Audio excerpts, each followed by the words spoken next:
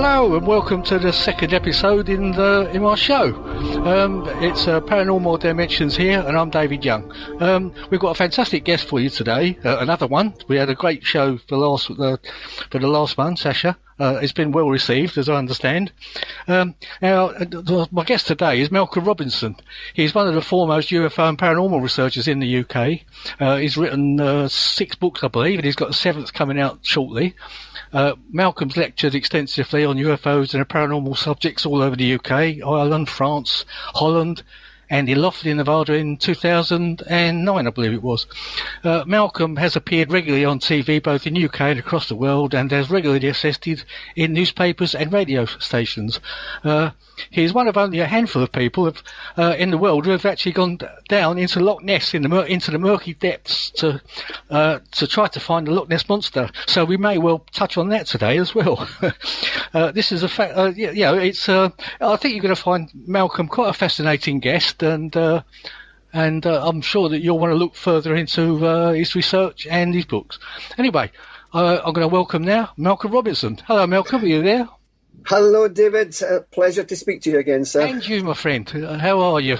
Is it cold down there? We've had a little bit of snow up here, and it's been freezing cold. But well, it's not too bad here in Hastings. It's quite a sunny day actually, but it's been wet and wild last night. We had a little bit of snow, but that didn't last. So yeah, I mean, we're on the English Channel, so we don't get a great deal of snow down here. I suppose we better explain. I'm in Suffolk.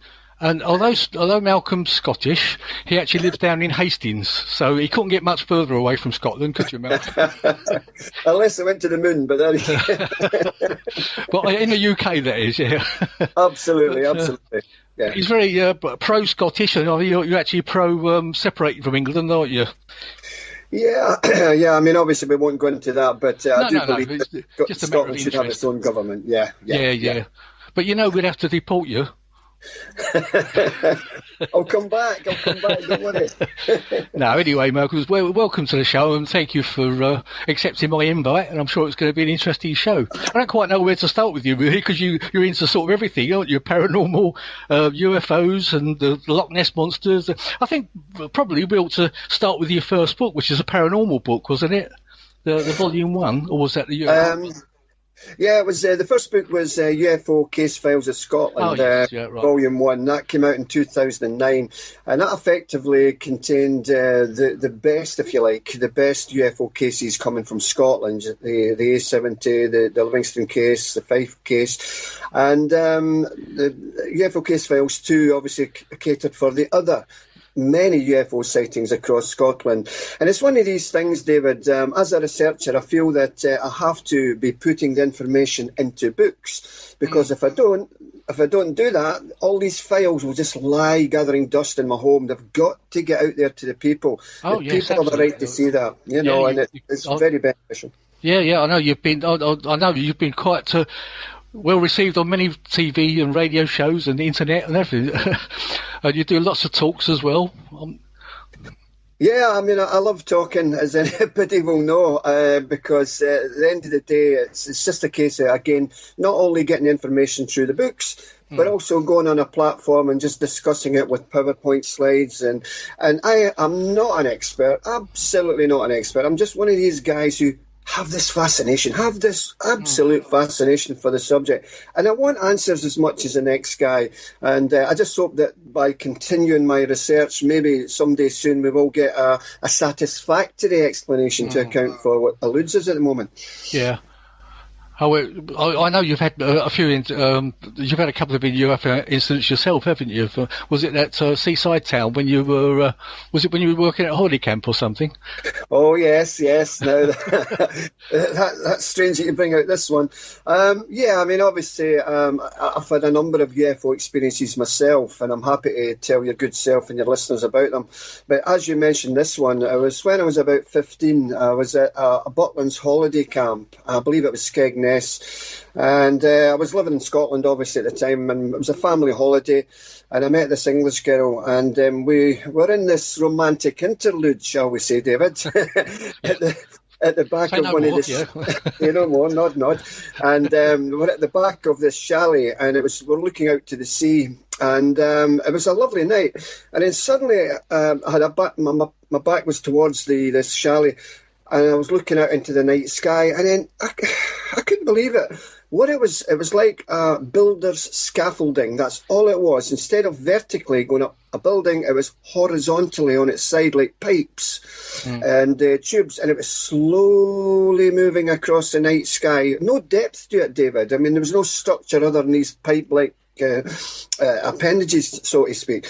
And I kind of threw this poor girl away, and I went, what the bloody hell is that, And I'll never forget it. And as we know, UFOs come in all shapes and sizes. Now, that had no noise, it had no colour, it had no lights, it was moving silently, it was moving slowly. And to this day, I can't even think of a possible answer to account for that one. But that was bizarre. That was kind of bizarre, yeah.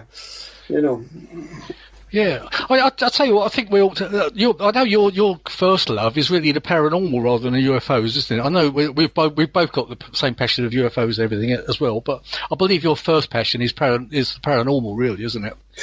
Yeah, absolutely. I mean, I say this in my talks as well, that I set out as a wee boy to learn more about these subjects. I was fascinated by ghosts and poltergeists and UFOs and lake monsters. And initially, as I've said before, I really didn't give them any substance. I felt there were no validity to any of these claims. What a load of rubbish. There's no such things as this. But and I know, Dave, as you go through life, as you go through investigation, you soon find out that there's no smoke without fire. Absolutely, yeah. I mean, we ought to mention we had a little a joint experience, didn't we, in Nottingham a couple of years ago? We did indeed. I'll let you tell the story. It's actually in your third book. I know. I'm jumping about a bit here. I thought while we're on we ought to mention that we had a little joint experience which we can't explain. Yeah, absolutely. It was a couple of years ago. I was speaking to Paraforce, and they kindly invited me to lecture there with other people as well. And I was at the Nottingham Halls of Justice, and below that is these old dungeons and jail cells, and out the back there's this hangman's noose and all that, where they used to, hang people back in the day, and it's part of a museum as well, if you like. Yeah, very interesting place, I must say. Oh, it was brilliant, wasn't it? Absolutely, yeah. As you can remember, Dave, you and I, we were down the bowels of this big venue, and down in the bowels of this Nottingham Halls of Justice. Yeah. And as you recall, it was semi-dark. There were flagstones under our feet, square flagstones. And then suddenly I heard and you heard as well, of course. Suddenly we heard this sound. It was like a bullwhip, if you like, a cracking of a bull. Yeah. Aye, it was crazy. And I turned round with a torch, because you and I had torches to illuminate the darkness. Yeah, we were going up the steps. It was behind us, wasn't it? It was like yeah. Right. And I'd got the torch round, and as you remember, the torch focused on the stone, the solitary stone that was there, and I picked up, and it was quite hot. It was really quite hot, and I passed it to you. And obviously we had been told that in that area there's known as apports, these stones that fall from the thin air. And so whether that was an apport, it was certainly bizarre. It certainly was warm to touch. Who knows? But that was crazy. That was a crazy incident. Funny thing is, I didn't actually know that was an apport area. Yeah. I only heard that later, that it's been well known for stones appearing. In actual fact, I think a couple of other people that were way back behind us down the bottom, they heard that crack as well and wondered what it was, didn't they? They did indeed. And I've still got that stone, and I'll be taking it on my talks as well. And I will mention this in my talks throughout the year. And it's always nice just to show people the stone, and I'm actually going to give it to someone to do psychometry on it. Won't tell them all about it. See what they get, In actual fact, I think you've got a picture of it in the book. I mean, what I'll probably do, I'll put it on the website so people can see the picture of it. Along with some more information about yourself and the books and everything. And that's all right with you, isn't it? Yeah, that's fine. Yeah, I mean, at the end of the day, like I say, it's all about getting that information out. And I mean, I'm still sceptical. I mean, any haunted house I go into, you know. I mean, you've got to look at what else it could be before you jump to the conclusions that it was something paranormal. You've got to do that. I think the funny thing was that with that though, if being the stone that it was, and on those stone steps, you'd have thought a stone like that would have hit, and you'd hear it bouncing or something, wouldn't you? But it seemed to be just like one solid crack, as I remember. That's right, and it was a smooth stone as well. You know, there were no jagged edges to it. It was completely smooth, and so you'd have expected it to bounce or something, wouldn't you? You know. Exactly, yeah. And it was a great night that night. As you and I took part in these psychic teams, you know, going about, and it was interesting. And I very much hope that we can get up there another day and do some more research. Yeah, it was a fascinating place. It was a good conference, actually. Shame it wasn't quite as well attended as I would have expected it to be, but it was a good one, I must say. Yeah, it was. And I mean, like I said before, growing up, when I took this interest in the paranormal, I did find that there were certain things that I couldn't understand. And of course, slowly but surely, as the years progressed, I came off that proverbial sceptical fence. And but you're right when you say my heart truly lies in the paranormal, David. I love being immersed in a haunted house and the expectation. And 9 times out of 10, nothing happens. No, that's right. It's actually pretty boring, isn't it, on some of these ghost hunts and things you do. And then all of a sudden something will grab your interest when you sort of really think, I'm going to go home in a minute. Absolutely, yeah. And it's that one thing, that's the spark that lights the fire, and that the petrol in the car, if you like, that makes it run. And the funny thing is saying that time in Nottingham, I thought it was a bit slow in that I didn't think much was going on there, to be honest. And suddenly there's that crack of that stone, and that really sort of piqued my interest. You know, it's well, I don't know if you had the same feeling yourself, but that kind of thought, something's happened. You know. Yeah, I mean, and it makes it all worthwhile, you know. I mean, I was aware that this area had, it was well known for apports and mostly stones being thrown at people and hitting people on the shoulder, etc. Admittedly, I had maybe forgot about it at that time, but it wasn't until we heard the stone, saw the stone, that I realised, oh, God, yes, that's right, Christ, these things happen in this area. Yeah. And it was great to be part of it. Fantastic. Yeah, it was amazing, because you showed it to Bill Rook as well, didn't you? And he was quite impressed with it. The lovely Bill Rourke, my dear friend. Yes, I might have to try and get him on the show as well one day. So I'm sure he'll have plenty to tell us about his apparitions and things. Yeah, it'll be a 10-hour show, David. Oh, I know, yeah, that's what I've got to be careful of. I mean, I think I'm up against it with you, actually, because I know you've got tons of stories to tell, so I'll have to let you tell a few. Yeah. I mean, growing up, as I say, I immersed myself in this wonderful subject, and I've mentioned some of these stories before. But for your own listeners, I remember one time we were working on this haunted house in Kirkintilloch, which is a town near Glasgow, and it was an ex-police officer's house. And when we went in the property, every wall had a photostat copy of the Lord's Prayer, and every door had a crucifix hanging around about it. And we went up to one of the bedrooms, where one of the children's bedrooms, and we always work in semi-darkness. We are psychic medium. And as I walked in through this kid's bedroom, I felt like fingers ruffling my hair at the top of my head. And I screamed to Billy Devlin, who was one of our researchers at SPI, Billy, put on the light. Why? Just put on the light. And I thought, David, that maybe it was a child's mobile, like an aircraft, an Airfix model that had brushed my hair. But as soon as we put the light on, I looked up, and it was clear ceiling, just a flat ceiling. But this clearly was fingers, 4 or 5 fingers brushing my hair. You do hear that a lot, don't you, in some of these hauntings? About it's like I saw it like a spider's web, don't they, going across your hair or something like that? Absolutely. And then when I worked for United Glass in Alloa, everybody kind of more or less accepted that I was a kind of a strange guy into UFOs and that. But they took it fine. In fact, they would come up with some newspaper cuttings. Hey, Malcolm, have you seen this? Apart from one elderly guy who says, what a load of rubbish, Malcolm. See, you're off your head. You'll always get it. And he said to me that, look, I'll tell you what, Malcolm. when I pass away, and God forbid it's not for many, many years, if there is such a thing as a life after death, Christ, I'll come back and you'll bloody well know about it. I says, okay, Bobby, fair enough, son. So many years went by, David, a number of years went by, and I was getting up for a day shift at 6 o'clock in the morning. Well, I started at 6. I got I know that feeling, yeah. 4:45. Oh, yes, we've all been there. So 4:45, I get up, the house is silent, my wife's sleeping up the stair. Darkness, goes down to the kitchen, and they started to put the kettle on, and then suddenly I felt something strongly behind me, and I slowly turned round and I saw nothing was there, and I went, by God, what the hell was that? Because it really went icy cold, David. So anyway, I went to my work, I went into the men's mess room, and all my colleagues, their heads were down. I says, hey, what's the matter with you? Cheer up, boys, cheer up.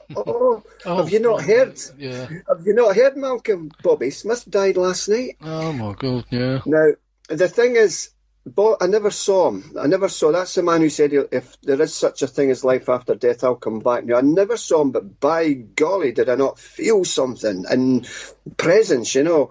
And these are all kind of stories that help me propel myself into this wonderful domain of the paranormal. My father, even my own father, he says, son, I can see you're getting into all this spooky stuff, but here, let me tell you this. He says, your granny, my mother, as you know, she passed away several years ago.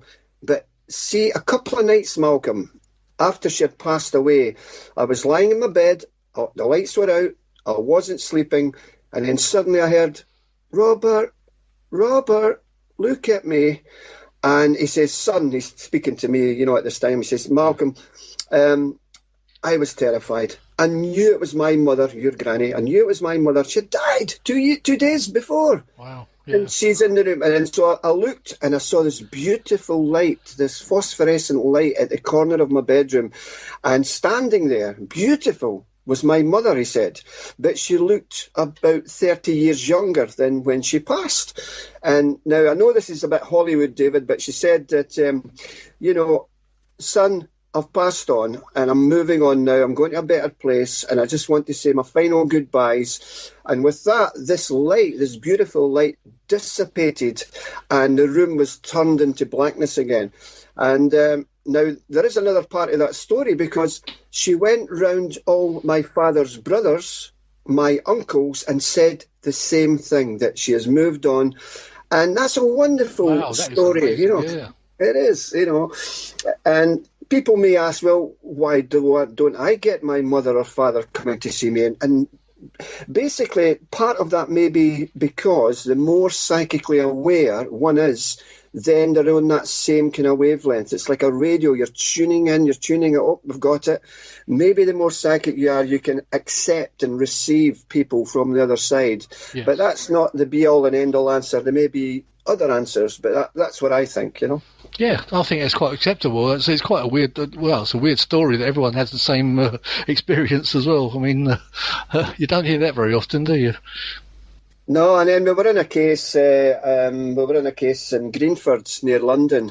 This woman had, this was a case that really threw me over the fence because she claimed that she was being raped by a spirit or a ghost.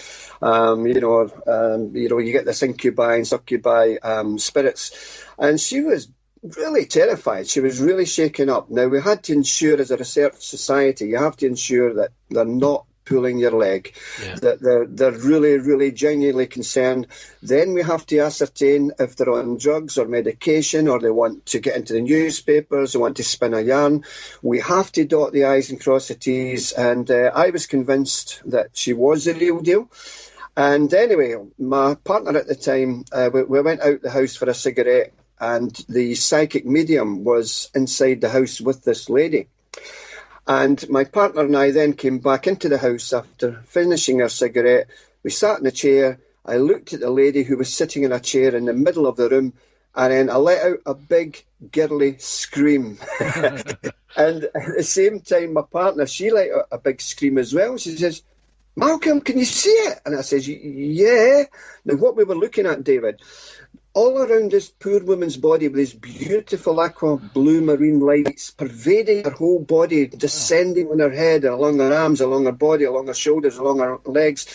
Absolutely beautiful. And the poor woman's going, what are you looking at? And I said to the psychic, I says, what the bloody hell's going on here? And she says, oh, Malcolm, whilst you and your partner were out having a cigarette, I administered psychic healing on the lady due to her distress. And so what you are seeing is the remnants of that psychic healing. It's very rare. I'm surprised you saw it, Malcolm. But I'll never forget that as well. That was crazy. That's amazing, yeah. Blimey. Excuse my language. It's, I don't think I've ever heard that one before. No, I mean, it's. I've had a lot of strange stuff. I mean, I can tell you a few more. I've got quite a lot of stories to tell you, actually. Yeah, I think we should be able to point out, because you had you started up the SPI, didn't you? That's the Strange Phenomena Investigations. What year did you start that up? If you remember. That was. I mean, I was obviously well interested in the whole range of paranormal phenomena before 1979, that's when I founded it. Yeah. But it was on the back of the Scotland's famous Livingston incident. Right. I went up the day after. I met Bob Taylor. I met Andy Collins and Martin Keatman. They were working for Bufora at the time. They were on site. They were taking plaster cast moulds of the marks and indentations of the grass. I saw Detective Sergeant Ian Wark, and I realised then that technically, as far as I knew, I was just only about 19 or something. Nobody in Scotland was really dealing with the paranormal. I think they were the Scottish Society for Psychical Research, admittedly, but other than that society, nobody. I mean, today Scotland is awash with paranormal societies. So it was 1979. I went, you know what? I better get the ball rolling here. And then we got the wonderful Ron Halliday worked with us, and we travelled the length and breadth of Scotland, investigating haunted houses. Bonnie Bridge came up, of course, later on in the years, and it's just been a roller coaster, it really has. Yeah, it says. I think with the internet and everything's kicked off from that as well, hasn't it, over the last few years? 10 years or so, I think it's really taken off. There's been a couple of spin-offs from your SPI as well. I think there's a couple of Scottish ones, isn't there? Apart from your Hastings one, which I suppose is your base, isn't it? Yeah, I mean, what really, really pleases me, oh my God, I'm so happy with this, that your good self, David, has done SPI East Anglia. We have SPI Edinburgh, SPI Glasgow with the wonderful Alison Dunlop, and SPI Dundee, SPI Inverness. So we've branched out. We have these branches going to various parts of the UK, doing the good work that needs to be done to try and ascertain what's behind these wonderful mysteries. Yeah, they've got quite a good membership as well, haven't they? On Facebook as well. I think Alison's one got about over 1,000 people on her site. So if anyone wants to look, it's if you look for SPI, is it called Glasgow? SPI Glasgow? Just SPI Scotland. Yes, SPI Scotland. Yeah. I know there's a couple of Scottish ones. So if anyone wants to look that up, I'll actually put links to it up on the Paranormal Dimensions page anyway a bit later. I tend to try and get Alison on the show as well in a few weeks, so I'm sure she'll have a few stories to tell. Yeah, and of course we have our Scottish UFO and Paranormal Conference coming up on June the 22nd at Glasgow University. That's right, yeah. And I'll be speaking about the infamous Cottingley fairies, which, yes, they are a fake, of course, but I'll be talking right from day dot how that story transpired and how Sir Arthur Conan Doyle got fooled by these two small girls. Yeah. And I'll be showing the photographs. I was a lovely lady by the name of Rita Gould, who is a psychic, kindly gave me some of the photographs that she was passed on as well, and drawings and illustrations. So I'll be showing all this at my talk in Glasgow as well. Yeah. Yeah, you've got to cover all the things that you find out are fake as well, haven't you? Because otherwise, if you think everything, if you go along with the stories that everything is real, then you're on a wrong one for the beginning, aren't you? Yeah, you've got to point out the fakes from the proven fakes to the real stuff. Definitely. And I mean, that's our remit, SBI's remit, is if we unmask anybody, we've got to shout for the rooftops. Yes. And because these people will, keep going on and going into history.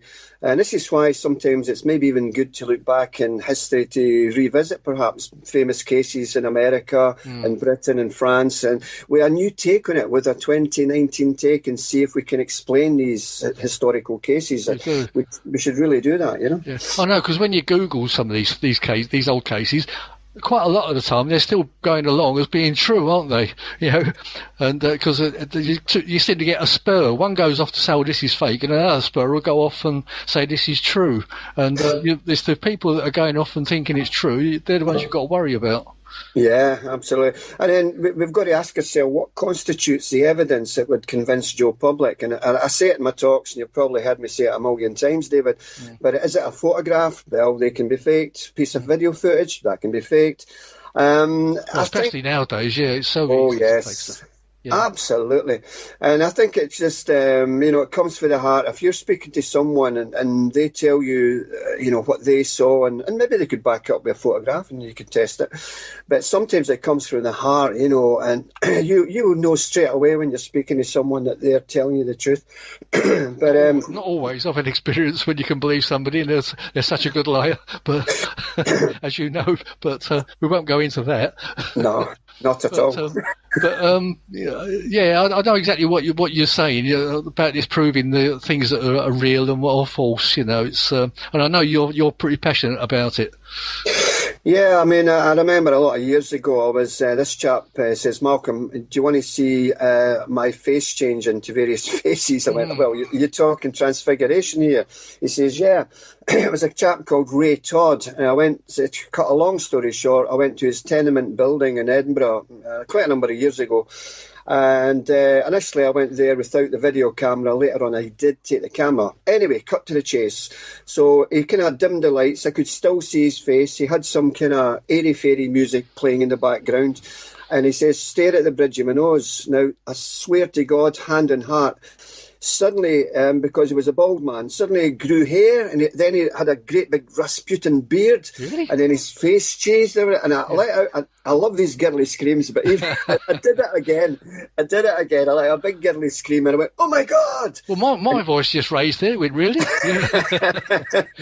And then I took a video camera another time, and I played it at the SBI meetings in the Cowan Centre in Stirling when I lived in Scotland.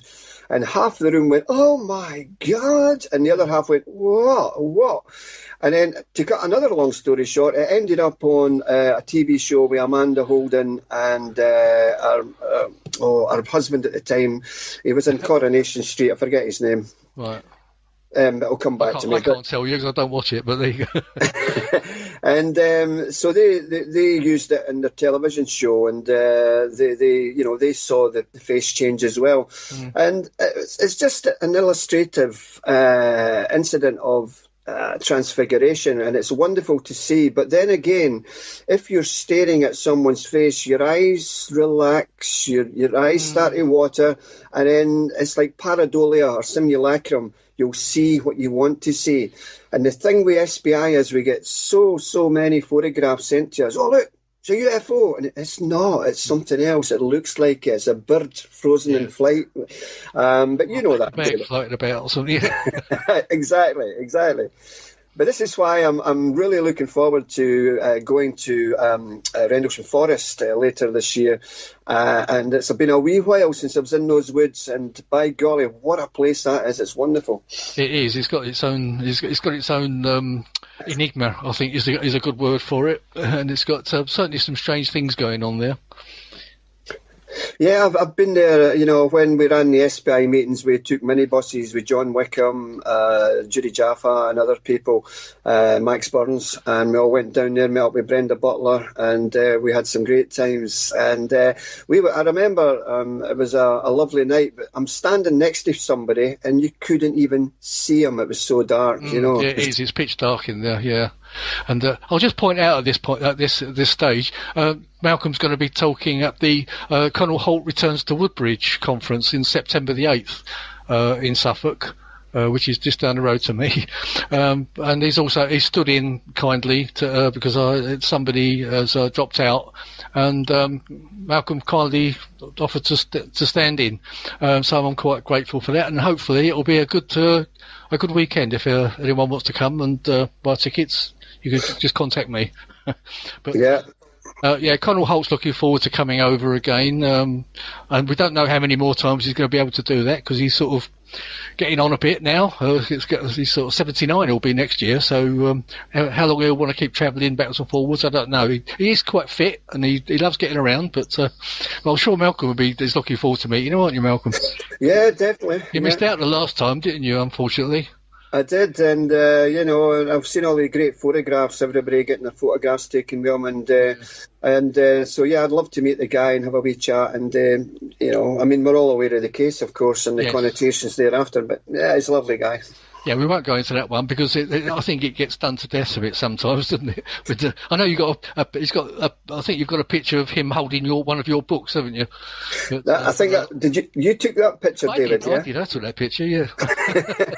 Good lad. But hopefully you'll get some more anyway. Yeah. Hey, I'll leave it to you, Malcolm. What do you want to talk about next? Well, I'll tell you a few more stories of my ghostly past and all that, just because it's all interesting for me. One time we were dealing with a case in Kilsyth. It's another small town near Glasgow, and this single parent, this lady with some young kids, had been getting ghostly manifestations in her home. She was getting touched on the shoulder, there were cold spots, there were electricity would come on and come off with the television, taps would turn on and off, and all the normal stuff. She was absolutely terrified. We got involved, and obviously we spent the night there. We experienced some of the phenomena ourselves. I was sitting on the floor, and it was like someone came up and just blew in my face. And there was not an open window or anything like that. She says that when she approached the house, she saw an old man upstairs peering out of the window, which frightened her. Yeah. So she went into the house, ran upstairs, and nobody was there. And some of the young kids in the street said that they could see an old man looking out of the upstairs window. Again, they told her this. And we found out later that an old man had actually died in that house. Wow. And so it may well be him, Yeah, call me. And she, not just that, she had one of those stacking stereo systems, they used to have in the 1970s with the big glass. We all had them. I certainly did. And she was looking at the stereo system, the glass, and she saw this old man's face reflected in the glass. She turned round, nobody was there. She turned round to the stereo, the face was there. And it was not a reflection from the TV or nothing like that. And this is why I love this subject. I'm a spiritualist, David. I firmly believe in life after death. And that's due to the massive, for the massive weight of evidence that truly goes to show that there is a continuity after physical material death. And I've spoken to doctors, nurses, surgeons. I'll give you a quick doctor story here. I have spoken about it in my conferences. In Hastings here, we have a major hospital, and this woman says to me, Malcolm, can I tell you about something very, very strange? I says, of course, you've started, you don't finish. So she said that one of the leading surgeons had been off his work due to stress. I says, well, that's fine. It's a stressful job. Oh, no, you don't understand, Malcolm. I says, well, tell me. She says, well, he was walking this elderly gentleman who was standing there, and he looked very confused. And so the doctor says, are you okay? Are you all right? I don't know. And then just then this doctor's pager beeped, and he says, excuse me a moment, sir, I just have to take this. And his pager said that he was wanted in the resus room. So he turned round to the gentleman, and he wasn't there. But he just presumed that maybe he had walked through the swing doors, because they were near some swing doors. Anyway, he went into the resus room. There was a gentleman on the bed with the paddles, the paddles to bring you back to life on his chest, the big circular pads. And I think you know what's coming. He looked down there, and there was the same guy on the bed. Now, this is where there's a little twist to this story, David, because what happened then was they says, like, okay, let's rewind the videotapes, the video cameras of that corridor and see what, if anything's there. So they watched the videotapes, they saw the doctor, the surgeon walking down the corridor, they saw the surgeon stopping, they saw the surgeon talking to nothing. He was talking to thin air. And so when the surgeon saw his own self talking to nothing, that was it. He was off. He signed himself off work. And so this is why people may say that life after death, it's all, oxygen starvation to the brain. People are presuming the white light. Not for me. Only in some instances, yeah, but not wholly. No, I'm with you there. I mean, you do hear stories that people have floated above their bed wherever they've died, and they're actually telling you, or near-death experiences, and they've seen shoes on window ledges or on top of a cupboard, haven't they, and things like that. And when they've come back, they've actually told them about that, and there it is. Yeah, there's no way they could see some of these things.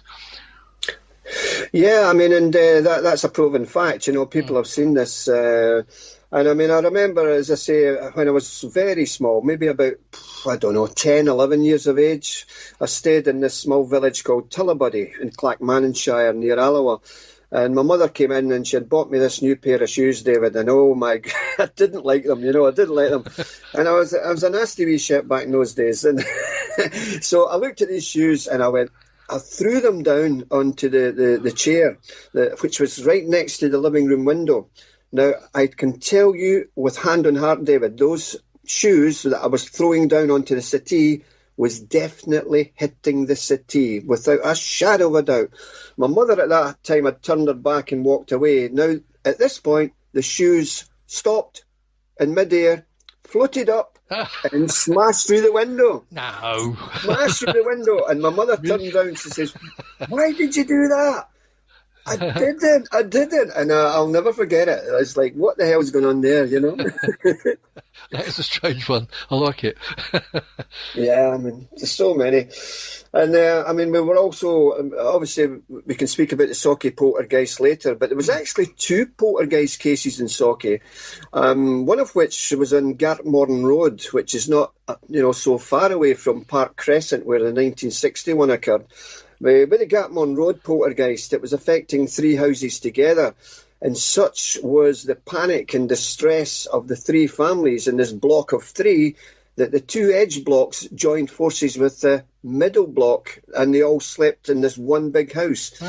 When we became involved, they said that a lot of noises came from the loft, and we inspected the loft for any birds or rats or mice that may have got in to make any noises. There were nothing like that. And I'll just tell you briefly some of the things that had transpired there. For instance, she was walking into the kitchen, one of the ladies, and the kitchen drawer opened itself and a knife floated out of the drawer and came towards her and dropped at her feet. Then on another occasion, the family dog, never ever ventured upstairs. It was terrified to go upstairs. And then when they came back from shopping, they heard bark, bark, bark, and they went, "Christ, is that the dog upstairs?" So they ran up the stairs, and the dog was locked in a bedroom. There was a little snib in the bedroom door behind the door, and they had to get ladders to climb in the back window. And when they saw the dog, there was great big gouges in the woodwork of the door, which was frantically trying to get out. And so whether we don't know what happened there, that was pretty bizarre as well. Like a camera would have been handy, wouldn't it, in the house? But that's a weird one. If the dog didn't like going upstairs, and all of a sudden, when nobody's there, he goes upstairs. Yeah, it's weird. Yeah, and then one of the girls who lived in the family home, one of the daughters, saw her mother, or what appeared to be her mother, descending the stairs in the family home. wearing a kind of a nightie that she wasn't familiar with. So she shouted to her, "Mother, what?" Because she looked very blank, "Mum, you okay? You okay?" And then as she descended the stairs, this so-called mother of the daughter, the vision was lost because she had to go round the corner, and then she never appeared. So the daughter went to the corner and she wasn't there at all. And then she found out that her mother wasn't even in the house at the time she saw her. And this is a common facet of paranormal phenomena, that people see people in these places. Now, I remember doing a case in, it was Lauriston, yes, near Falkirk. And this lady, again, troubled with paranormal phenomena. And many times she would walk into her home and it was like there was a party going on, all the noise and the clinking of glasses, and then quietness. Another time she walked into her family home, she saw an old man in a tweed suit looking at a wooden sailing ship cupped in his hands. And she says, "What are you doing in my house?" And he just melted, he disappeared. And on another occasion, she saw an Aladdin-type slipper suddenly materialise on the chair. When she woke up one time, she saw an old black and white photograph album with the pages turning in front of her. But the reason I tell this story is it had connotations as to the last one. And what I mean by that is, she says, "Malcolm, you appeared in my house." I went, "What?" "Yeah, I saw you. You were standing in the hallway and I approached you and you disappeared." And I went, "Well, I can tell you, Jean, I was working at United Glass in a factory at that time. It wasn't me, So it's weird how the paranormal can do this kind of shape-shifting people who are still living and plant them in these haunted houses. Is weird. Yeah, it is. It's weird. I don't think I've heard that story before. But, yeah, I know you're so full of all these stories here. I don't know where to go next with you. What about the? I don't know if you want to talk, unless you want to talk about that later. Your Loch Ness extravaganza, because you're one of the few people that's been down in Loch Ness, haven't you? In the small submarines. Yeah, that's true. I mean, being a Scot, my father regaled me with tales of this water creature, and I eagerly, listened to all the tales, started to research it myself, and then we went family trips up to Inverness and Loch Ness, and it absolutely captivated me, this 24-mile loch and the mood of the loch. And and when I grew older, teenage years, I decided to go up myself and interview many people who resided at the shores of Loch Ness, and did a lot of audio tapes, camped a lot on cold nights, and never saw nothing myself at that time. And it was a wonderful time. I mean, I've interviewed Father Gregory Brucey, who's sadly no longer with us. He was a monk at the Benedictine Abbey at Fort Augustus. And he, in 1971, took down an organist from Westminster Cathedral to the shores of the loch. And it was a lovely morning. The loch was like a sheet of glass. And he says, "There you go. That's the famous Loch Ness." Now, you could not make this up, because then suddenly, coming up from the depths of Loch Ness with this grey, long, tapering neck with a small sheep-like head attached to it, and it was thrusting about for maybe about 5-6 seconds, and then it just descended with a splash back into Loch Ness. And it's just one of these stories. I interviewed former water bailiff Alex Campbell on the shores of Loch Ness, and he was technically, Alex was the first guy who really propelled the Loch Ness Enigma into the public domain, because he was a correspondent with the Inverness Courier at the time, and he picked up on a story in 1933 by a woman, and it was featured in the paper. And in 1934, Alex saw the creature himself, which I've interviewed him on audio tape. It's wonderful. The same thing, this long tapering neck, etc. And as the years have gone by, I've visited many times. And in 1994, I had the opportunity, as you mentioned, to go down in the Loch Ness submarine. Very, very briefly, the Loch Ness submarine was sponsored by Swatch watches, a Swiss watch. It was painted in red and white, of course. It was only about a 25-foot submarine. Very, very claustrophobic and tiny inside. Yeah, I was going to say, I bet that's a little bit scary, isn't it? Because it's pretty murky down there, isn't it? Well, that's what I thought, but as we descended into the depths of Loch Ness, it didn't turn out to be that way at all. The front nose cone of the submarine was a toughened glass, and outside at the top of the glass was 5 or 6 very strong, powerful halogen lights, which illuminated the depths and the darkness of Loch Ness. And we went down past 400 or 500 feet, and at that point we were at the loch floor. Loch Ness is just under 1,000 feet deep, but we went to the loch floor, and it was just like sandy silt. And so we went across this loch floor, and it was sandy silt, and then the loch just descended. It just fell away. And I said to the skipper of the submarine, "Can we go down there?" And he says, "No, we've got to stick to our allotted course." But it was a wonderful time. It only lasted about an hour, this trip, but I'll never forget it. Yeah, never saw Nessie though. No, I wouldn't have expected. I always thought it was supposed to be very murky and lots of weeds and mud around it. But if you could see more than, why are we led to believe that? Then I wonder. Because when all the initial books were written, anybody who went down, they only went down to a depth of maybe about 100 feet or so. Sorry, David, can I take this phone? I think you'll have to, yeah. Can you pause the recording there? Yeah. Go on. I'll put a mark on this. Yeah, go on. Hi, Gary. I'm doing a radio interview just now with David Young. Can you call me in about an hour or something? Would that be all right?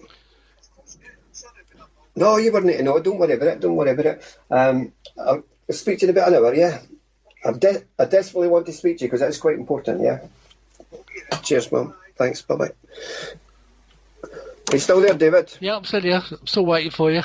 No, that was Gary. So we'll start again about... Yeah, go on. That was Gary Wood. I need to speak to him because we're doing this filming with the One Show on Wednesday. And it's to do with the A70 incident. They're desperately trying to get a hold of Gary. Anyway, yes, back to the plot. Right, let's give some a bit of quietness so we can cut it out. Yeah. Yep, go on, carry on. So I don't know what part to start at now. So as we traversed the loch floor, it was a sandy silt, and you could see some of the stones embedded into the sandy silt, and it really was quite clear. Now, people have said that it's murky, and but some of the books at the time in the 70s and 80s, Loch Ness was quite murky because people at that time maybe only went down to about a depth of 100 feet. Now, you're getting a lot of peat and silt coming down from the hillside, and it is very, very murky. But once you penetrate that and go past that, it's actually quite crystal clear. And that only became known, obviously, when that Loch Ness submarine came there in the 1990s. So it was quite a trip, yeah. Yeah, well, I bet it was fascinating. I've been there a couple of times. It's actually massive. If no one's ever been to Loch Ness, I mean, there's probably a few of our US audience that may never have been there. It's actually massive. It's like an ocean. Well, it's not about an ocean, but it's like a sea, isn't it? It's very vast. It's like looking out at the sea. Yes, I mean, like I say, it's 24 mile long. About 7 million years ago, it's speculated that Loch Ness was open to the sea at the Inverness end, and then there was a land upheaval which cut it off from the sea. But I don't believe that we're looking at plesiosaurs, an ancient aquatic dinosaur, for want of a better word. I really don't, because plesiosaurs could not extend their neck with the vertebrae they have. So what would be your theory then? Would you think it's the same creature being seen, or is it a varied family that might have been sort of landlocked somehow?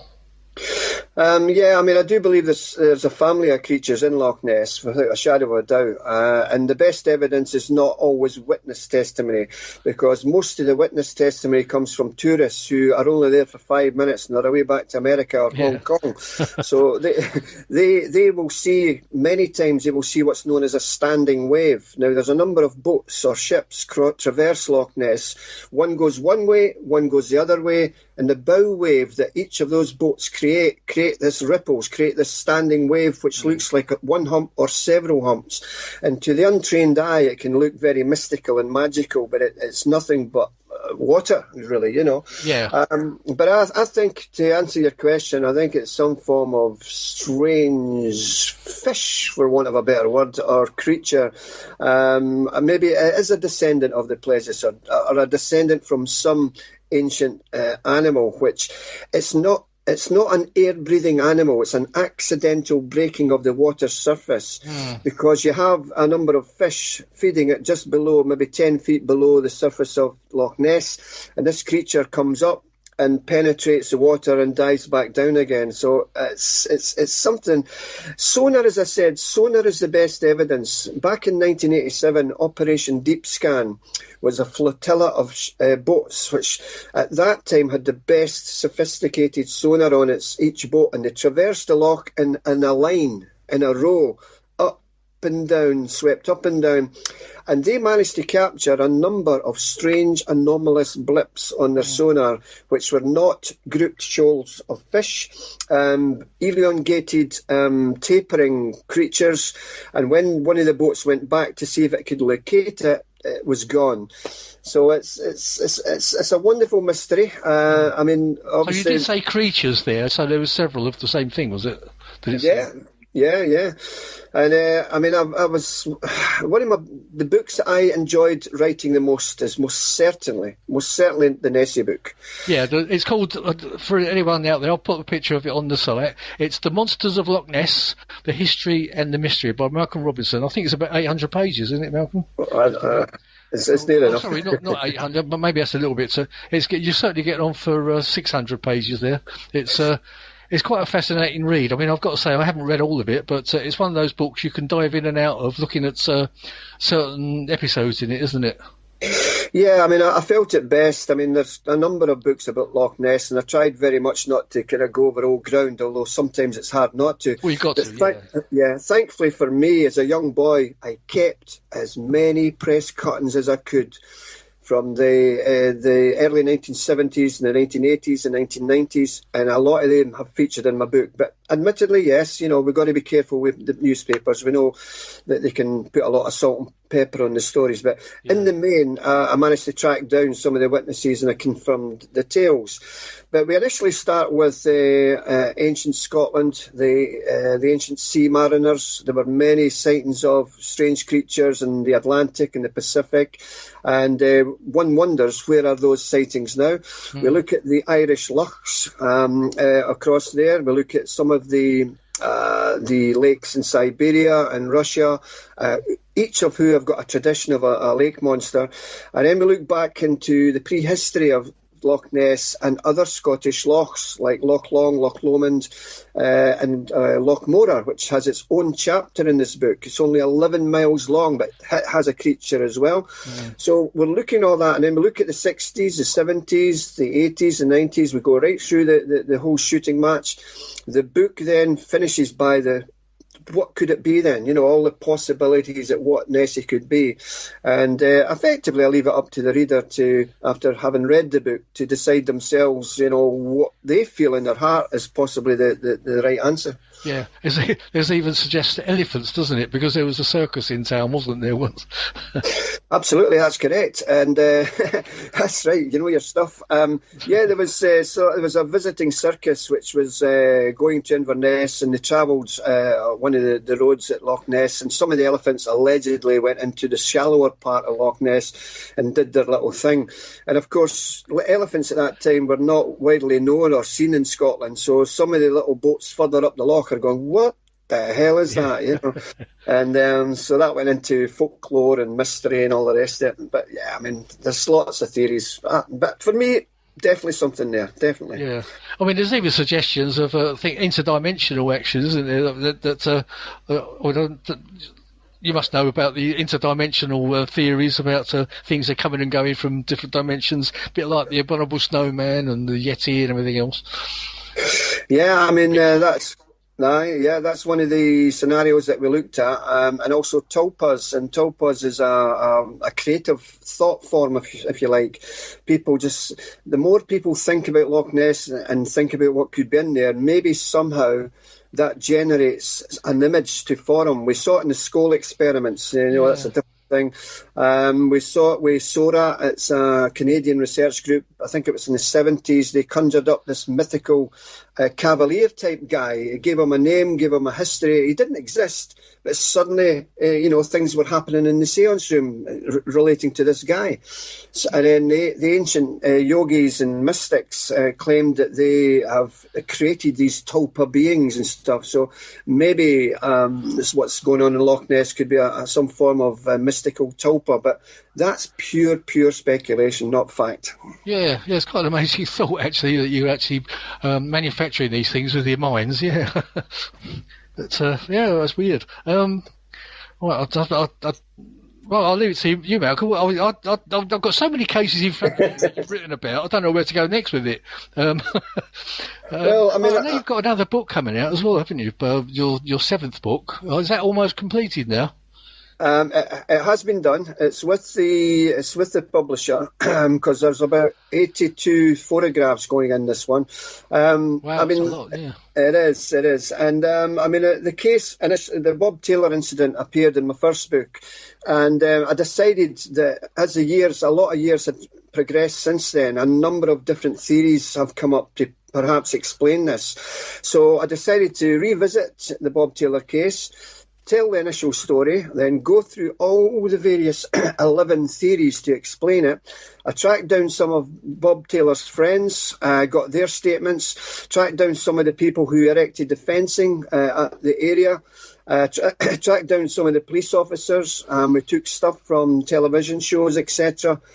And one of the more funny story now, but it wasn't at the time, it was an ex-girlfriend of mine. When we kind of broke up, she knew that the only way to hurt me was get a hold of these famous Bob Taylor trousers that was ripped by these devices. So she had her fingers in one of these rips in the trousers, and she was ready to rip it to shreds. So, it's funny looking back, but I was almost on my knees, David, saying, no, don't do that, don't do that. Actually, I know you've probably told this story so many times, but there's probably listeners across America and they may not have heard this story. Would you mind sort of just elaborating on it a bit so that people know the story? Yeah, well, it occurred on November the 9th, 1979, the year that I started SPI. It came on the back of this event. Very, very briefly, forestry worker Robert Taylor was employed by the Livingston Forestry Department, and his job was to ensure that no cattle or sheep strayed into Deckmont Woods, which is near Livingston, Newtown. Very, very mundane job. He had been a forester in all his life in various parts of Scotland, and on the morning of November the 9th, he jumped into his pickup truck, accompanied by his Irish Red Setter dog Lara. They then exited the truck, got out and started walking down this forestry ride. Now, at the end of the forestry ride, there's a clearing. And as he approached the clearing, he was absolutely gobsmacked to see hovering in this clearing, this massive dome-shaped object, this grey dome-shaped object with a flange going around its perimeter, with cross-like projections sticking up from the flange. So he's standing there, David, absolutely transfixed. And his dog, as you would, yeah. and his dog's barking beside him. And he could suddenly dematerialise and solidified again and dematerialised, and you could see the young trees behind the object. And then suddenly, what resembled 2 Second World War sea mines, those spherical balls that you got in the North Atlantic with the spikes to disrupt the shipping, descended from beneath this object, came down on the grass, rolled across the grass, and approached Mr. Taylor. They then extended these projections, these rod-like projections, towards his body, forcibly grabbing him at the hips. And at this point, he remembers a horrible burning smell, like burning brake linings, and a swishing or a swooshing noise, as if you had a school cane and swishing it through the air. And then bang, he lost consciousness. When he regained consciousness, the larger object was gone, the smaller objects were gone, but on the grass were over 40 indentations, circular and triangular indentations, and track-like marks appeared there as well. So he managed to reach his pickup truck. He tried to radio base with the microphone thing, but he couldn't. He had lost his voice. He had a nasty headache. He had a graze under his chin, and he staggered. He reversed the truck into a ditch. He had to stagger back home to his home in Deans, and when his wife saw him, she went, "My goodness, Bob, what the hell has happened to you?" Because his trousers were torn, his clothes were muddy. And he uttered those famous words, "I've been attacked." And she says, "Attacked? Attacked by what, you know?" And he said, "Look," he says, "by a spaceship." "Oh, there's no such thing as a spaceship. Come in, I'll get the doctor." She duly called the doctor. He made a thorough examination of Mr. Taylor. Then they called for his boss, Mr. Malcolm Drummond, who was the forestry boss. They notified the police because when all said and done, joking aside, it was an assault by person or persons unknown. So the police had to become involved. They fenced off the area and obviously realising it was a serious event. I got involved near enough the following day. I went up, sat down with Bob, interviewed him, saw he was still shaking. We went up to see the area, and you could clearly see the marks in the grass, although snow had fallen that previous night. It was blanketed by snow. We brushed away the snow. And, and last year, it took me 3 years fighting with the West Lothian Council to get signage erected in Decmont Woods, because so many people, David, were coming from not only the UK, but from Europe to try and see this site, and they never found it because there were no directions. So as Rendlesham Forest has got this signage now, I says, well, you know what? I'm going to try and get it for Livingston. So I only got that last year, after a 3-year campaign, toing and froing and fighting and bitching and this and that. We got there, and there is a signage board up there and directions, marker ways, etc. So again, I'm really pleased at that, you know. Well, it's got to be good for tourism anyway, isn't it? You know, anyway, whichever way you look at it. Yeah, and later this year, in November the 9th, the 40th anniversary is this year of the Robert Taylor case. And when you think about it, 40 years it is, isn't it? Yeah. It is. So I'm giving a talk at his old hometown in Deans at Livingston Community Station Centre, and I'm giving a talk about the case there. So I just felt it right after 40 years to give a lecture to the local townsfolk, and I'm looking forward to that. That's happening, as I say, November the 9th, 2019, yeah. That sounds great, yeah, excellent. There is a thing. Do you actually think that something happened, or I know you've been asking questions about it, and your book is. I don't want you to give your book away because, but you've been sort of looking at all the theories. That did he imagine it, or did he dream it, or was he really attacked by somebody else and he made a story up? But I know you've looked at all that, haven't you? Yeah, I mean, as I say, there are 11 theories. Some of them are quite bizarre. But having said that, never, ever throw the baby out with the bathwater. We may laugh and joke at things that are so ridiculous, but they turn out to be true. You know, it's like we shouldn't laugh at. We laughed at Marconi, that'll never work, and it did. We laughed at John Logie Baird, the inventor of television. Oh, that'll never work. It has. We laughed at the Wright brothers. That'll never fly. Oh, sorry, it's flown. And just because something looks ridiculous. But to answer your question, I've looked at all the various theories, and I give them marks out of 10 in my book, by the way. And one of them is the Atropa belladonna, which is a poisonous berry, which, if ingested if you take more than 5 or 6, it can knock you out and kill you, effectively. Even if you rub the juice in your hands, it can penetrate your arm and your hands, and it can, you can pass over. I know it's very deadly. Yeah. So we looked at that, and I don't give that much credence. We looked at the water tower by Phil Fenton. Again, this man's entirely correct to say what he has to say. It's his theory. He believes that Robert Taylor was not at the location he said he was, but over the other side of the M8 motorway, where there is this big dome-shaped water tower. Now, yeah, it looks a wee bit like it, but then we've got to answer the objects that descended from the craft, etc. I won't go into it just now. I'll all be coming up with, Yeah, it's going to be in your book, but I suppose you've got to look at these things. I mean, then you've got to look at the character of the person who's telling the story, haven't you? I think, as far as you believe, he's actually telling the truth. Well, yes, I met him many times, David, over the years. As his character tells you, it's yeah. I'm convinced that that he's telling the truth. He didn't want to be involved with that. He didn't expect to see that. And when he did see that, he was thrown into the twilight zone. His world just turned upside down, and he was hounded by the media, by ufologists. It took a family vacation a day or so after it to get away from the hullabaloo.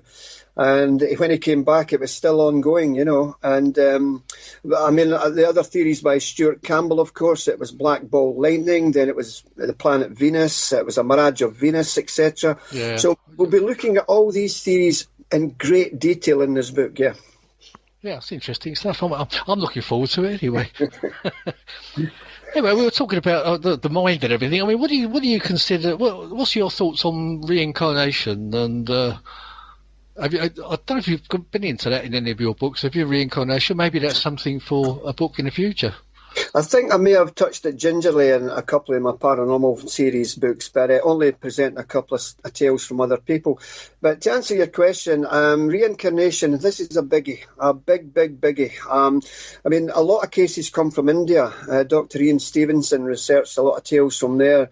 Young kids saying, "You're not my mum, you're not my dad. My dad lives 5 miles down the track," and then they take them there and they could tells them everything about it.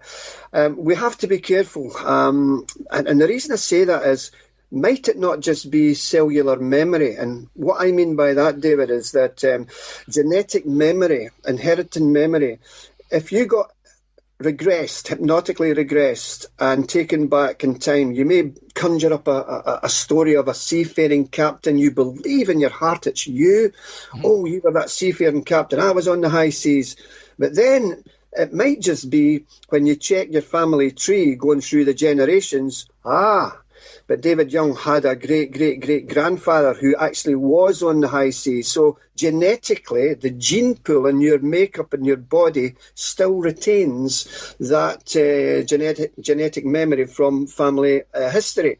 So that may answer some reincarnation. You may think you lived before, but you are reliving your family tree's previous ancestors' life. Yeah, I suppose that is a possibility. But then you get people that come out with all these ancient languages, don't they? Dead languages. I mean, do you think that could be the same sort of thing, or? It's crazy because when you get some child prodigies, you put them in front of a piano and they give you Bach or Beethoven without a faulty note. And wait a minute, what's going on? Because these guys have not physically trained to learn the piano. How on earth have they learned this, People who go under surgery and started speaking Spanish, they've never been to Spain, or they come out with a different language. But having said that, I do believe, for all the alternative explanations, I do believe that yes, maybe we do come back, and we only come back to learn through our faults and try and, I know it sounds Hollywood, to try and learn through our faults and be that better person. And as such, where somebody dictates, okay, you've done your time, you don't have to come back. So maybe there's a bit of both involved with this. Well, it's one of those unknown quantities that we'll never find out until we're actually passed over ourselves, I presume. Absolutely, yeah, definitely. And but that's what's so fascinating about this wonderful subject of ours, the paranormal. There's so many different facets to it. It's so intriguing.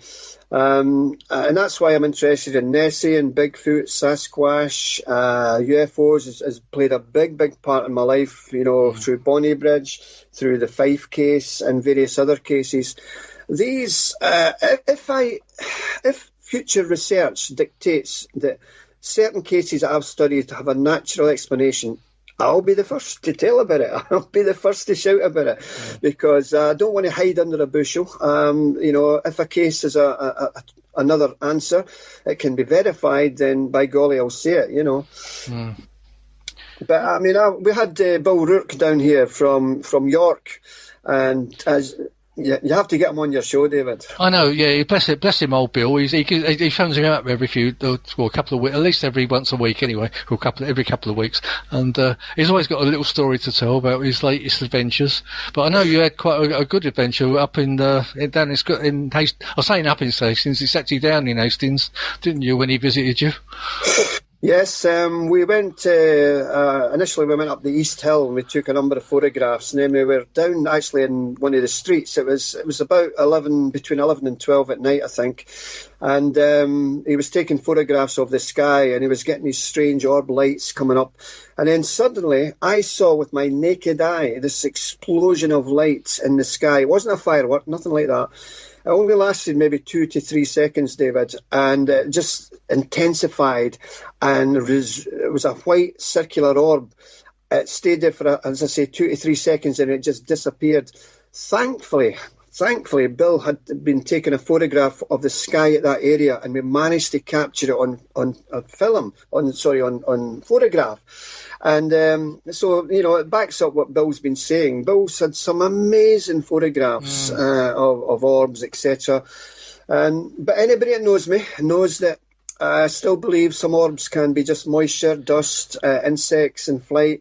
Yeah, I agree with that, yeah. But some of the stuff that Bill's getting is not that, and his encounters with shadow people, etc., is equally astonishing.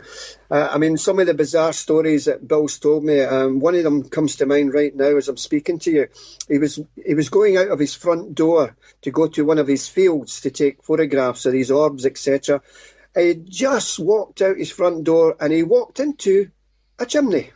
I know it sounds daft, a long, tall chimney. He looked up, he bent his head backwards, and he could see all the red brickwork going away up. I went, what the hell is this? He could hear the strains of Coronation Street in the living room being played, because the door wasn't fully shut.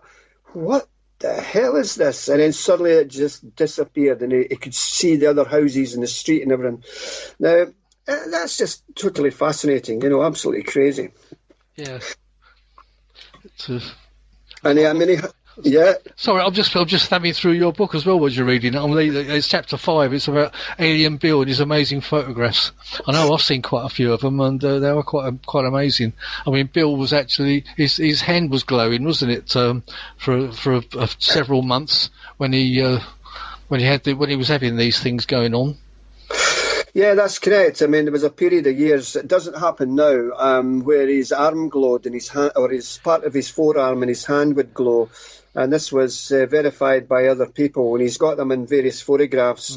I think there's some of these photographs in the book. But he's also taken this cone of light, which he got at the Kelpies, which is 2 massive big horse structures made out of kind of silver plating near Falkirk. And he went there himself. He got a taxi out to the location. He was staying in the area at the time. He was up for a Scottish conference. And he went there himself, and he managed to capture this big conical light coming from the background through the 2 horses' heads. And that's in my book as well. And we can't I'm looking at the picture now, actually. It's on page 323. Okay. And you can see Bill's hand alight as well at the side of it. That's right. So, I mean, it's fair play. We have to look at individuals like Alien Bill. There's other people on Facebook who are taking similar photographs, strange, bizarre stuff. And everybody needs to be looked at and spoken to. And Bill has got his own book coming out, I believe, if not later this year, certainly next year. And I'm looking forward to that one, I'll tell you. Well, I think he was trying to get it out last year, but we're still waiting. I think he's having so many pictures put into it, isn't he? That I don't know how cost-wise it's going to be getting it actually out into the market, but I think it's going to be quite expensive to get it out there in the first place. Because I think he was looking at doing a hardback version, and I told him I think you might be looking something too expensive to do that. So where he's going with it, I don't know. Yeah, I mean, I've told them, look, you've got to put a stop to it now. You've got enough photographs. You can do another volume. Do another volume next year. Yeah. You know, but fair play to him. He knows what he wants, and I'm sure that when it comes out, it'll be a cracker. And yeah, it's going to be great. It's going to be great. Anyway, earlier you alluded to some poltergeist stories. Have you got any more poltergeist stories you can tell us? Or yeah, tell us about a couple anyway. Well, yeah, I mean, the Gatmon Road one, which was not so famous as the other one, the Gatmon Road poltergeist was in the early 90s, whereas the main Socky poltergeist occurred in 1960. And very, very briefly, it's a well-known story, but again, if you've got any overseas listeners, perhaps they've not heard it, so it'll be news for them. At 11 years of age, Virginia Campbell came over from Donegal in Ireland with her parents. She didn't want to come. Her life was over there. Her friends were over there. Her wee dog Toby was over there. You're coming to Scotland. We're moving, said her father. And so they came over to a little place called Socky, which is near Alloa and Stirling in central Scotland. And no sooner had they arrived at their home in Park Crescent than strange things started to happen. Her bed would vibrate. There were knockings and rappings coming from the various parts of the house. There was like a ball, a heavy medicine ball going bump, bump, bump, bump, bump down the stairs when nobody was there. Such was the intensity of the things that was happening in the family home that the local doctor became involved. And he himself saw what was going on. He attended Virginia in her bed one night, and next to Virginia was just a normal pillow. But suddenly it was like a shape of a head depressing on this pillow next to Virginia. And then the headboard started to rattle and bang. He took fright. He realised something was going on. And then there was other dignitaries came in as well. There was someone saw this heavy linen chest rise a few inches off the floor and clatter back down again. Now, if that wasn't enough, David, the events transpired. They moved to their school. Now, very, very briefly, because it's quite a lot going on with this story. On one occasion, Virginia was at her desk in her classroom. And back in 1960, the classrooms were up to 50, 60 pupils in these classrooms back in the day. And they were all busy writing in their jotters, doing their essay. Apart from Virginia. Virginia had her forearms trying to force down this lid of her desk. And the teacher said, Virginia, stop that. What are you doing? Nothing, miss. Stop that. So Virginia released her forearms from her desk lid, and the desk lid started to flap, flap, flap, flap, flap, flap, up and down, up and down, up and down. And on another occasion, she was approaching the teacher's desk. Now, I interviewed this teacher. She says, Malcolm, at that time, 1960, I didn't know what a poltergeist was. I had no idea. She says, but I remember Virginia approached my desk, and she had a big, long wooden desk in the 1960s, big teacher's wooden desk. She says the cane was lying flat on the table, and as she approached it, the cane started, which was lying flat, started to vibrate, vibrate, vibrate. Then it stood up horizontally and started thumping on the table. And at that point, the desk rose up maybe a few centimetres from the floor and started spinning round. So where the teacher's stomach was in front of the long part of the desk, now the short part of the desk was facing her stomach. At that point, the whole class just erupted in screams and terrified screams. So the teacher got up, rushed to the classroom door and says, okay, children, calm down, calm down. And she tried to open the door of the classroom, but found she couldn't.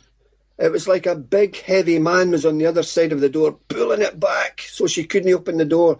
And she said something silly like, oh dear, it must be windy today, the wind's maybe jammed the door, or I don't know. And then suddenly the door just released. And all these kids, it was like a cartoon. They were all 2, 3s trying to get through this door, you know. Yeah, well, that's the fact of the matter. Well, the amount of those witnesses that actually saw that happening is actually quite amazing, isn't it? Indeed, and that case features very heavily in my Paranormal Case Files 1 book, available on Amazon, and where the full, we plug there. I'll put it all on the website anyway. That's good. And so that was particularly worrying for Virginia. There was quite a lot involved with that case. Sadly, she moved away from the area, and to this day, I don't know where she is. I'd absolutely love to know where she is. I re-interviewed some of the former classmates of Virginia, and they went, Malcolm, oh, by Christ, yes. Oh, did we see that? My God, yes, we saw that. They'll never forget it, And when I did some re-investigation of the case when I lived in Scotland, I went to one of her auntie's door, right? And incredibly, she only stayed about, 300-400 yards from my own house. I didn't know it at the time.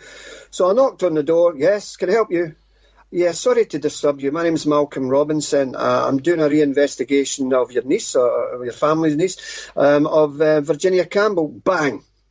The door was slammed firmly in my face. It almost took my nose off, and that's the only time in all my research a door has been firmly slammed in my face. And it was only... And another thing I should say, my mother, who's still living, thank God, she actually lives across from the Socky Poltergeist house. So I was up in Scotland recently, and looking out my mother's window, I can see the Socky Poltergeist house of 1960, and it's crazy how life takes you, Wasn't there another Socky Poltergeist as well? I think you mentioned something around about 2000. You received a telephone call as well. There were that many cases. Well, not that many. There was another case. I can't remember off the top of my head where that was just now, David. But there was another one in Socky, yeah. Yeah, I'm sort of just I'm picking little bits out the book, so I'll ask you questions on this. The trouble is, there's so much to look at. It's you've got the Gartmorn Road Poltergeist as well. Yeah. That's Central Scotland, 1987. I don't know if you remember any of that. Yeah, that's the one I referred to earlier, where we went up the loft and that, and they were terrified, honest to God. Oh, yes, the loft, yeah, I can see that now. They were really terrified, and I'll tell you another story. I don't normally tell this one on radio and that, but here we go. There we go, folks, exclusive. Here's an exclusive. I was drinking in an Alloa pub, and this man kept looking at me, drawing me daggers. And I went, God, what have I done? Have I annoyed this guy? What have I done? And then suddenly he rushed over to me, grabbed me by the throat, drew me up the wall like a cartoon character where my legs are not even standing on the floor. And he says, don't you dare go near my wife again. I went, pardon? He says, you've been seen going into my wife's house. And then the penny dropped. Is that in Gartmorn Road? Yes, it's in Gartmorn Road. Whoa, mate. No, I'm not there to see your wife. It's a poltergeist case. And of course, that didn't wash, So, he's heard all the excuses. It's a poltergeist. What are you talking about? So eventually I managed to get through to him because some of my mates were there. He says, no, seriously, honestly, this chap has been going there. There's nothing silly going on. It's truly that. And he slowly released his grip on my neck, and my feet managed to touch the floor. But quite a scary occurrence. Another thing I could tell you about the Gartmorn case, as I'm on a roll here now, carry on. is we took the family to the local spiritualist church at Alloa Town Hall. And so I was there, and they told their story to the people who run the Alloa Town, the spiritualist people. And then suddenly, from a room above their heads, they heard boom, boom, boom, boom. And so the chairlady of that night went, oh, what's that banging? There's nobody up there. That room's empty. So myself and all of the other people from the room went upstairs, peered through this glass. It was a glass door, and the room was blank, dark. Nobody was there. There were no lights on. And then this lady from Gartmorn Road says, yeah, there you go. That happens all the time. They're even following us here. And that's why the subject is so special when you get stories like that. Yeah, definitely. What about, have you ever dealt much with things like Ouija boards, and or have you done that many seances, and what are your opinions on what goes on with some of those seances? Well, I do believe that Ouija boards do work, without a shadow of a doubt, on a number of levels. First of all, you've got people pushing it, or people not trying to push it, but they're maybe scared that their fingers are twitching, and so as such, everybody's fingers are twitching and it moves. So there's that. And then, of course, you have what I believe is to be earthbound spirits who are masquerading as your Auntie Agnes and your Uncle Tommy. And so they're telling you who they are, and they're not truly your kin. They're just masquerading as stuff. I do believe it works without a shadow of a doubt. Yeah, I do. So I agree with you there. Yeah, but you do get the mischievous spirits, don't you, that like to just play. They're just playing games, really. It's a very dangerous tool. I certainly wouldn't advocate it to any kids. And even though it was manufactured in the States by John Waddington as a play game, so to speak, but it can be dangerous, and I would advocate only use by professional people who know what they're doing, not young kids for sure. Next to that, of course, you've got your table tilting, which I've tried as well. Have you tried that, David? I have, yeah.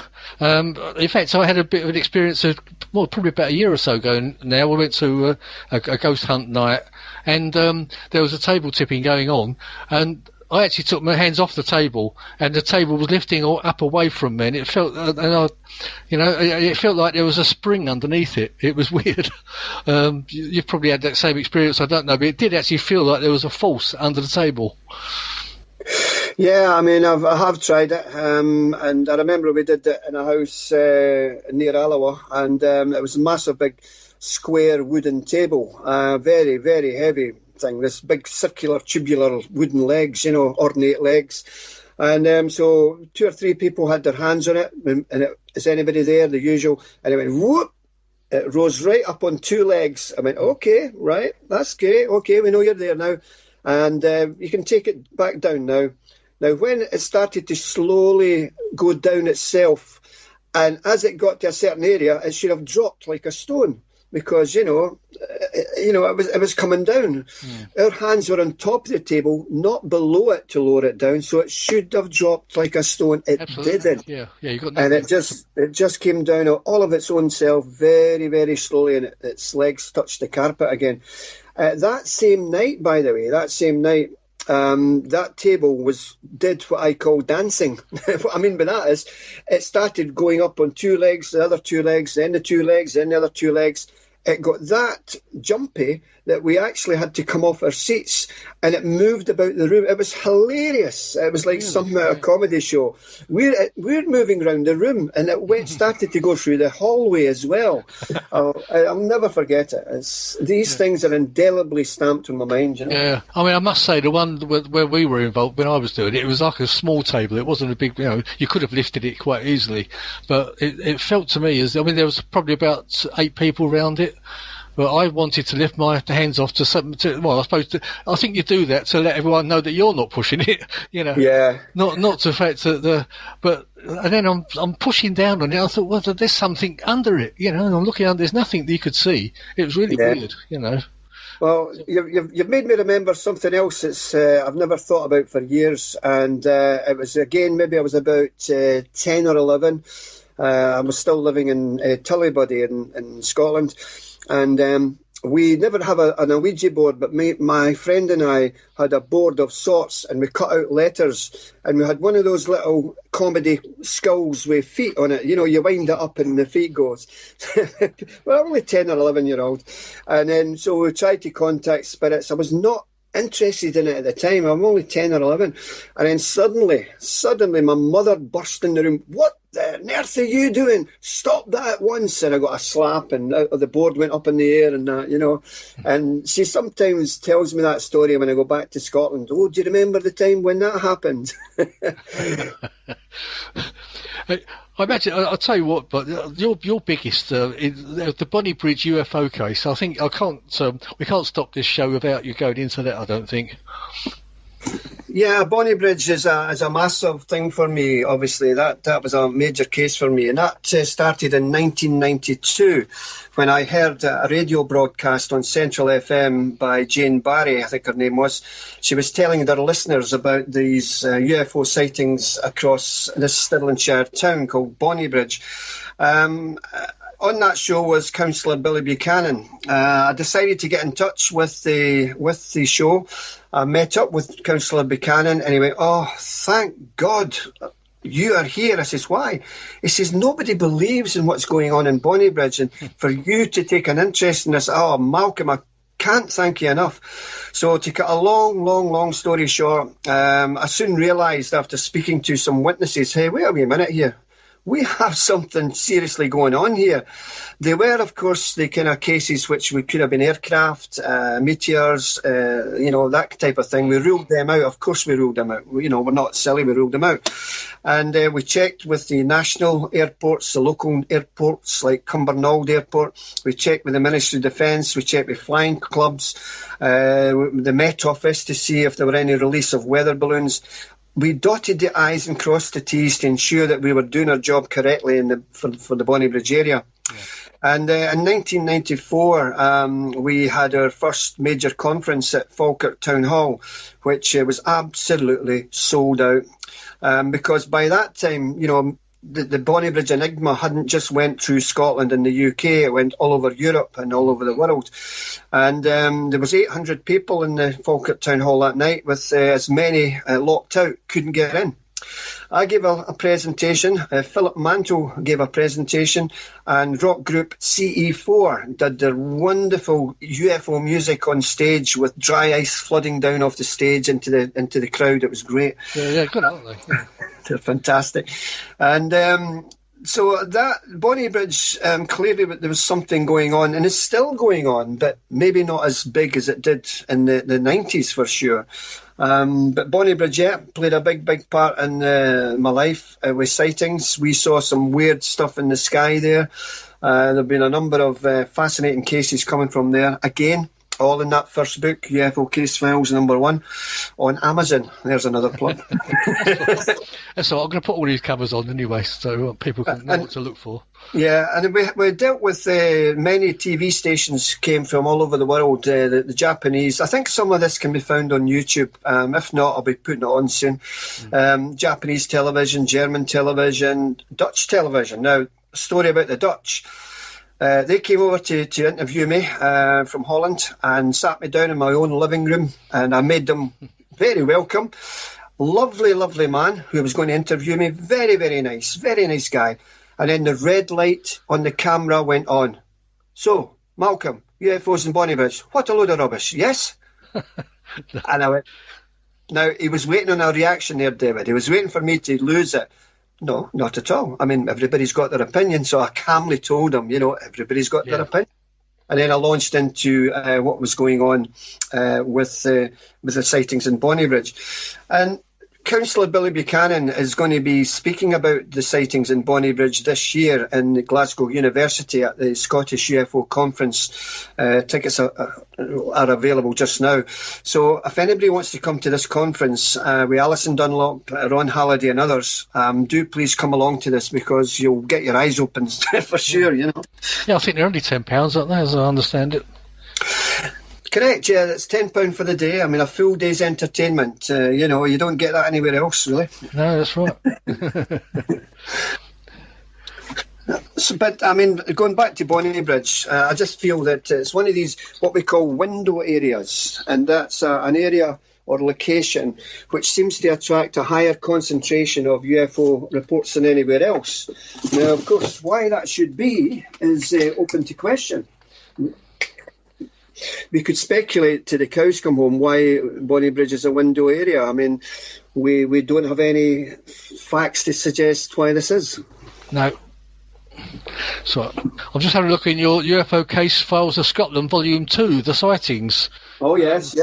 There's it talks a lot about your early days in ufology and everything. So your earliest sighting, when you was in the late teens, were you? I've had a number of sightings. I'll just give you them as I recall them. Funnily enough, this was at Loch Ness, and we were doing some interviews with local people who had claimed to have seen Nessie. Later that same night, we had a campfire on the shores of Loch Ness at Drumnadrochit. And there were Canadians and Germans and American people. Drumnadrochit, yep, I know that. I've been there. Have you? Oh, yeah, I've been there, yeah. Very expensive water. Yeah. It's a lovely hotel, the Drumnadrochit Hotel, massive big hotel. That's where they have the official Loch Ness museum type of thing there as well. But as we were on this, having this campfire with these tourists, it was a lovely, beautiful night, a starry night, hardly any clouds in the sky. And suddenly this lady screamed out, "What's that over there?" And we looked towards the hills on the other side of the loch. We could see the silhouette of the hills. And we saw this ball of light just jumping up and down the hills. And then it would stop, jump up and down and stop. And it just careered off into the sky and was gone in seconds. And, we did all the necessary checks again with the airports, etc., and we couldn't explain that. And just while I'm thinking about that, you've made me think of another one. I gave a talk to Probe. It's a group in England and in Lytham St Anne's, and just near Blackpool there. And later, after I gave my talk, myself and some chaps went out to Blackpool Beach, or the sands at I think it was the north side of Blackpool, and we looked out towards the sea, and suddenly this ball of light, it wasn't a fuzzy ball, it was a clear ball of light, and here were three so-called professional ufologists staring up at this ball of light coming over in the sky towards us, and nobody spoke, because we both knew, wait a minute, This doesn't look like a helicopter or a satellite, because it was so low down. And this is before all your drones and everything. It wasn't a drone. There was no red lights, green lights, navigation lights, anything. Now, admittedly, Blackpool Airport was just behind us. So is it an aircraft? What was this? And it just silently moved across our heads. And we just shook our heads and went, my God, I really think that's a UFO. And so that was another one that we saw. That was a very bizarre one as well, yeah. Interesting. I was looking at, there's a Joyce Burns, a very perceptive lady, her UFO sightings between 1970 and 1980. Do you remember any of that off the top of your head? Or Yeah, Joyce Byers, yeah, I do, of course I do. She was what we call a repeater witness. That's someone who sees UFOs on a regular basis. And myself and my colleague travelled down to a wee place called Moffat in Dumfries and Galloway to interview this lady. And she was seeing these balls of light, she was seeing orbs, she was seeing rods in the sky above people's rooftops in the vicinity, And she kept a diary of these sightings. I think in that book I put quite a number of them in this book. Yeah. And she was seeing this on a regular basis. And for all her wonderful stories, for all she told, she never ever got any photographic evidence of what she was seeing. And the only thing that truly backed her up, I guess, was that other people in Dumfries and Galloway and Moffat, Lockerbie, etc., had seen strange things in that sky at that time. So she didn't stand alone. If she was making it up, then she was making it up. But there were other people who seen things at that time as well, And she was actually psychic, was she? It says about her psychic audio tape spirit messages. Yes, I forgot about that. Yes, she claimed, and with her friend, she had a friend as well, forget her name, but they claimed that they were in touch with George Adamski. Psychic communication. Now, I'm laughing, but I don't mean that in a bad way. It's, because, like I said before, never poo-poo anything. And so I believe I put some communication from psychic communication, that is, that the ladies got from George Adamski in this book. Now, the lady also claimed to be in spirit communication by, the names went out of my head. Marty, somebody is a country and western singer. Marty Robbins. Yeah. And she had a guitar in the room. And I went, because I'm a guitarist myself, and I went to grab it one night. She said, no, don't touch it. Why? That's Marty. That's Marty's guitar. Only Marty's allowed to play that. So when she went in the kitchen to make a cup of tea, I gingerly walked over and strummed the guitar, and it was well out of tune. Now, any professional guitarist would not play a guitar out of tune, if indeed it was Marty Robbins. Yeah. But that was just one of the tales that she told, and I mean, she deserved a part in that book simply because it was a very, very interesting woman, for sure. Yeah. I'm just looking at this. George Adamski communicates. So, what's your opinions of George Adamski? While we're on the subject, do you think he was for real, for genuine? I mean, my own opinion was that he was. I believe a lot of. I think he might have been one of these people that might have exaggerated his stories a little bit. But I do believe something happened. What's your opinion, Malcolm? George Adamski, I very, very rarely, if never, get asked about George Adamski. It's great that you're asking me. So, I mean, I dare say, I mean, I've read all his books, Inside the Spaceships, and all the other books that he wrote at the time with Desmond Leslie, etc. And I think clearly he did see something. Now, royalty, as you know, royalty invited him to speak to them about the UFOs, etc. Yeah. But he may have embellished some of the things, admittedly, to make it sound even better. I mean, I think he said there were bases on the moon, or people living on the dark side of the moon, and there were fields and everything. He spoke about fireflies in the sky. That's before we went through the Van Allen radiation belt, which to some degree looked like fireflies. So there were certain bits and bobs of his tale that did ring true, or it would appear to ring true. So like him, like many other contactees of that ilk back in the day, some you may take with a pinch of salt, but I think George Adamski, he may have had something, yeah. Well, I thought that might be interesting, especially for American listeners, because I know there's quite a few apparently. There's also the Betty and Barney Hill case. What do you make of that one? Well, at that time, of course, back in America in the 60s, it was very rare that you saw a white woman with a black man. And so even that was poo-pooed and frowned upon, so that didn't do them any favours. But as far as their actual case goes themselves, I genuinely believe Betty and Barney Hill saw something. The only downside for me as an individual is in her latter years before she passed away, and this is only what I've heard, is that she was taking UFO investigators out into the roads and fields and says, look, there's a UFO. And it wasn't. It was just an aircraft. Right. Now, does that mean that what happened with Barney didn't happen? Or is she looking for everything light in the sky as a UFO?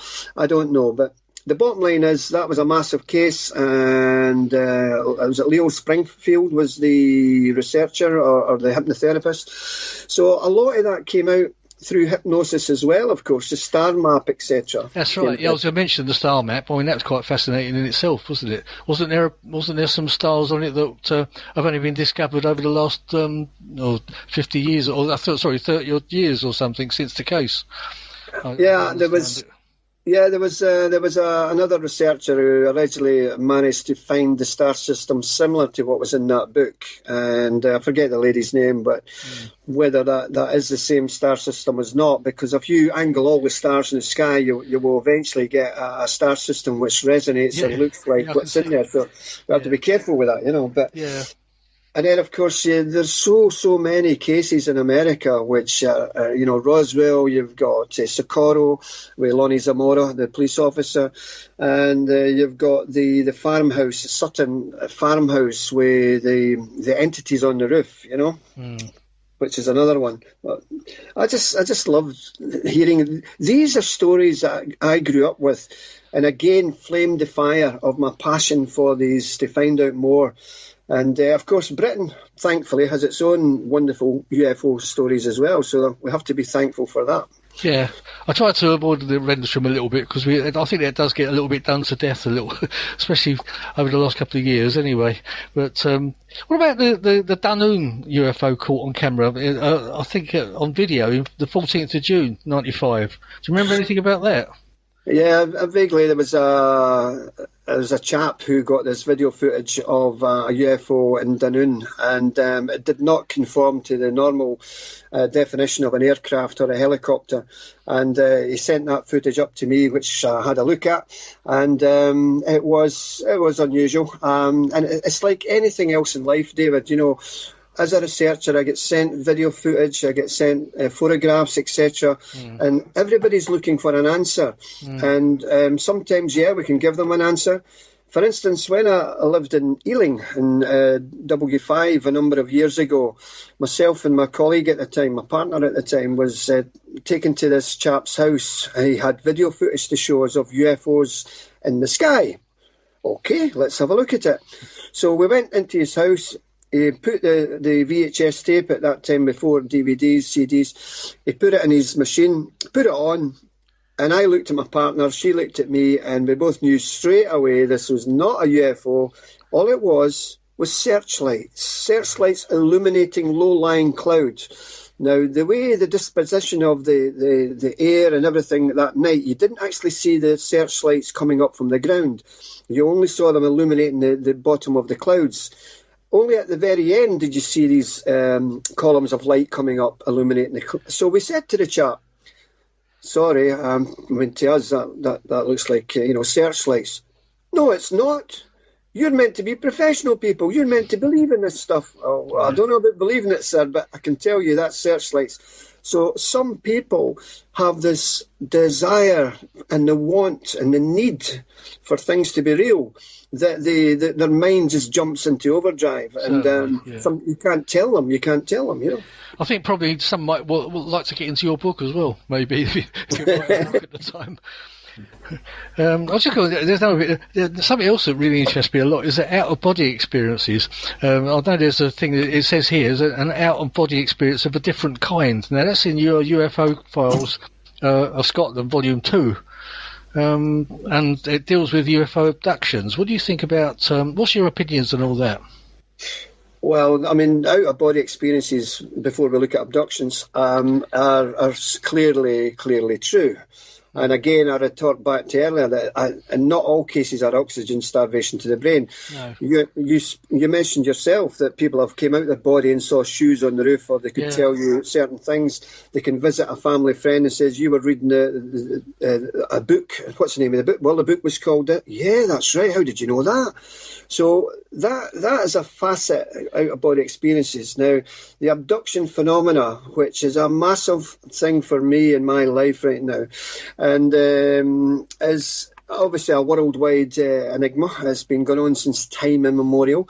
The question arises, why? Why that three-letter word? Why? That's a big thing that we need to ask. We could speculate and say that it's, I know it sounds Hollywood, that they're taking sperm and ova from males and females and repopulating a dying planet. You hear that story such a lot, don't you? From different people. Absolutely. I can't imagine everyone's making that up, No, and I spoke to a female some years ago who was an abductee, and she said that she was on board one of these objects, and then suddenly she was presented with this half-human, half-alien hybrid child that was holding, this small grey was holding it in its arms, and she heard telepathically, not vocally, that this is partly belongs to you. And so my thing, though, David, is abductions have been going on for countless centuries. Surely they've got enough genetic material by now to repopulate that dying planet. Other speculations say that maybe it's kind of soul energy. They're just trying to understand their soul and the makeup of this afterlife, because they don't have that. I don't know. People say that, God created man. So how many gods do we have? Did he also create these small grey beings? And if so, does their God look like them? Sure. So you can expand this discussion, and it drives you nuts. No, it often drives me nuts, I must say. But the thing is, with the A70 case, which is Scotland's biggest abduction case, these guys were terrified. These guys had scars on their body that previously were not there. And, I mean, that's one of these major cases, yeah. Yeah, well, especially when it comes down to implants as well. You hear about people saying they've got implants, and some of these things have been dug out, and they're strange little, I don't know what to call them, really. They're just like strange pieces of metal, aren't they?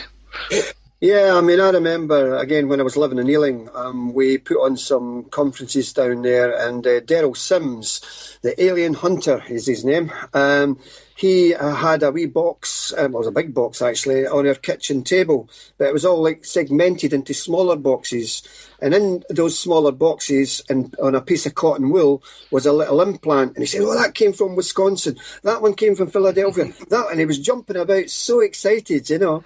And I always remember him. He was a lovely guy, and he truly believes that these aliens, call them what you will, presenting these implants into people to monitor them, i.e. maybe their health condition, maybe where they are, this, that and the other, or to take some information from us. Again, it's a tough one.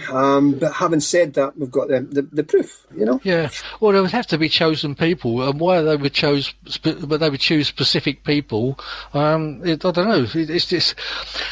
Or do they? Or are there more than we actually think? And there's people that are getting implants and they don't even know about it. Maybe until later. I think Brenda says she's got an implant in her shoulder. Brenda Butler, I'm talking about now. Yeah.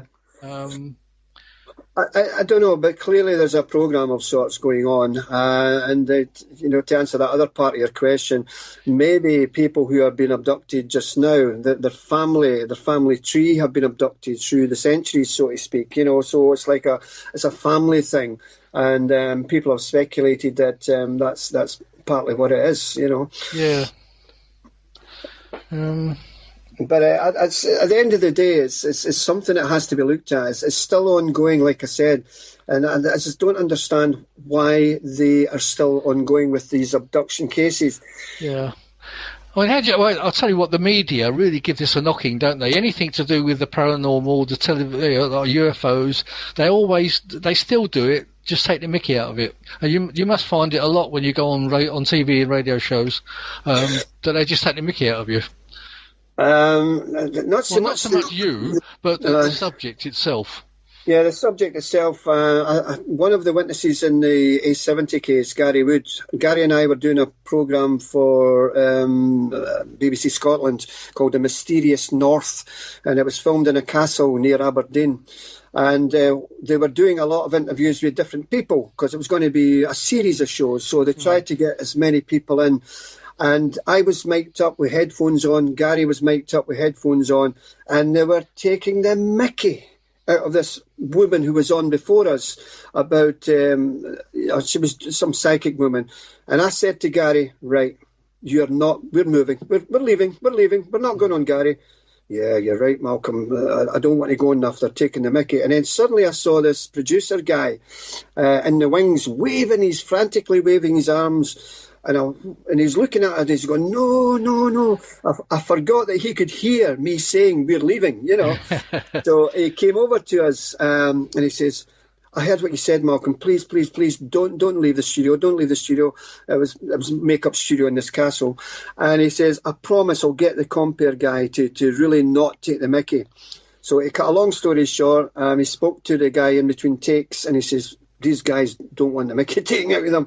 And true to his word, the presenter took it very seriously. He did his job professionally and honestly. But if he had done that with me, it might have been a different television show you would have got. yeah, I can see that. But it does annoy me actually because I know John Hanson was on the one show earlier. It was last year, wasn't it?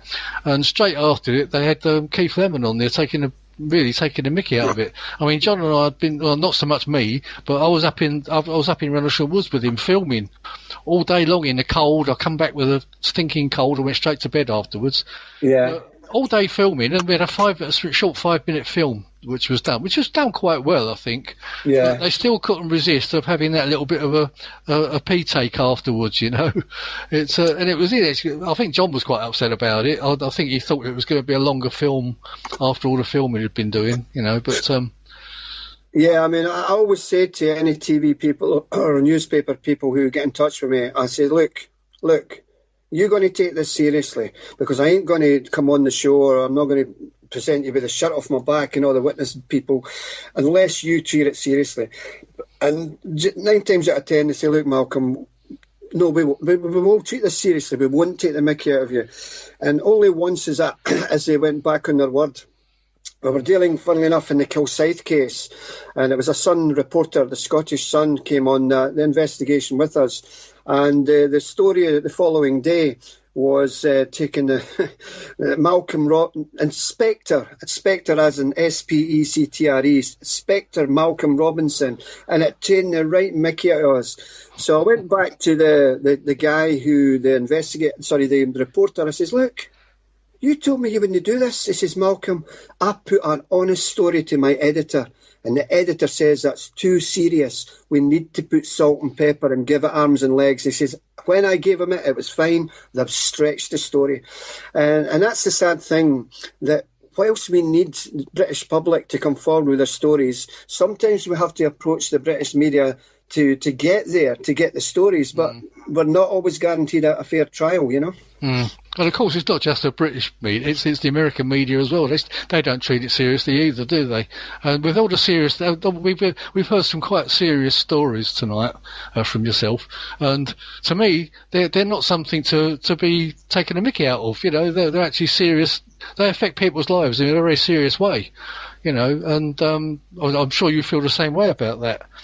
And, I think it's very annoying when people are just sort of they put their life on the line, really, because they're open to ridicule by their friends and everybody else, and they're just laid out flat and just taking the mickey out of. It's really annoying. Yeah, I mean, it's very true. And always remember, David, for every one person that sees a UFO, there might have been 3 people behind them who also saw that UFO, but won't come forward for fear of ridicule. Only the one will come forward. Yeah, that's right. I think you're exactly right there. I think that's why a lot of people don't come forward. I mean, I know there's lots of pilots that see UFOs, and they don't come forward. I think probably, I mean, I've done a lot of TV shows, but one of the best ones that I really enjoyed, and it was a slap in the face to all these people, was a programme called We the Jury back in 1997. And it was filmed in a courtroom, so you had the brass railings, the wooden benches and all the rest of it. You had the jury. It was live on the BBC Scotland. It was live on radio, etc. The radio stations were there. And I was opposed, sitting in the dock where I was saying the case for UFOs, that the UFOs are real. And in the Skeptics Corner was a chap called Stuart Campbell from Edinburgh, who was giving the skeptic side of that UFOs are a load of nonsense. In the jury side, we had my side was made up of a lot of ufologists, abductees. Gary and Colin from the A70 case were there. The boys from CE4 rock group, Brian McMullen, was there. And in the other side, the skeptic side, was professors, astronomers, all these high-tech guys, you know, with all the fanciful stories and that. So I stood up. I had 2.5 minutes to say my piece. Then Stuart stood up. He had 2.5 minutes to say his piece. Then it went out into the jury, and it got really, really heated, David. It really did. Sure it did. At the end of the show, the woman on the television says, "Okay, jury, you've now listened to both sides of the story. It's now time to decide if aliens are real or aliens are not real." And so they cut to the commercial, they came back, and then, foreman of the jury, would you kindly please stand? Yeah. Have you reached a verdict? Is aliens true or not? We the jury find that aliens are real by 9 votes to 3. And at that, all lads went up in the arms. Yay! You know, it was just so good. And the look on the astronomers' faces and the scientists' faces are just shaking their heads. It was wonderful. What a wonderful night that was. Yeah, I mean, to be honest, mate, I mean, anyone who thinks that aliens are not real, I mean, to be honest, I mean, the amount of planets and star systems out there, it's ridiculous to think that we're the only ones, isn't it? I mean, it's just ridiculous. And obviously there's going to be civilizations out there that are millions of years in advance of us, possibly, and there's no reason why they can't be visiting us at all. You know, they've had vast, superior knowledge that we have not even thought of yet. Absolutely. I mean, they might view us as just insignificant. Like if you turned a stone in the garden, you look at wee ants, the little ants would look up, oh, it's got bright, there's something happening, but they don't know what's going on. Yeah. But what we have to bear in mind is that UFOs, as you probably know yourself, I'm sure, are not just sighted in the skies of this world. They are sighted in the oceans of this world. Yes. And many wonderful USO sightings have been seen entering and exiting the oceans of this planet, more so around the island of Puerto Rico. That's fascinating. As far as where do they come from, they may not necessarily be extraterrestrial. It could be a dimensional thing. Yes, I agree with that too. Yeah. The French ufologist Jacques Vallée, in his Dimension book and subsequent books, believed that the super string theory, there are so many different dimensions. It's like if you got a bicycle wheel and it's static, you can see the spokes and you spin it. It's moving at a different rate, and then so I think possibly it's a combination of the three. Maybe some are extraterrestrial, maybe some are coming from under the oceans, and maybe some are dimensional. So I've not, in my heart of hearts, decided where the true answer lies, for want of a better word. I just don't know. I don't know where that answer lies. This is why the likes of yourself and many other researchers are still searching for the answers, and may that continue. Well, Malcolm, I'm afraid we've come to the end of our show. It's been a fascinating show, and thank you very much for coming on. It's been brilliant. Maybe we can get you back on again one day, and we can go through it all again. Yeah, I'm more than happy, David. I'm more than happy to come on again. But as I say, for people out there, I will be putting Malcolm's books on the site, on the Paranormal Dimensions site, and so if you want to look further into Malcolm's books, then you'll be fascinated as I am, because they're brilliant. Anyway, thanks again, Malcolm, and bye-bye to you. Thanks for coming. All the best. Thank you. Cheers, Malcolm. Bye-bye. Well, there you are. Another brilliant guest, and hopefully we'll have another brilliant guest for you shortly. So I will wind up now, and thank you for visiting the Paranormal Dimensions, and don't forget, sleep with one eye open. Bye-bye.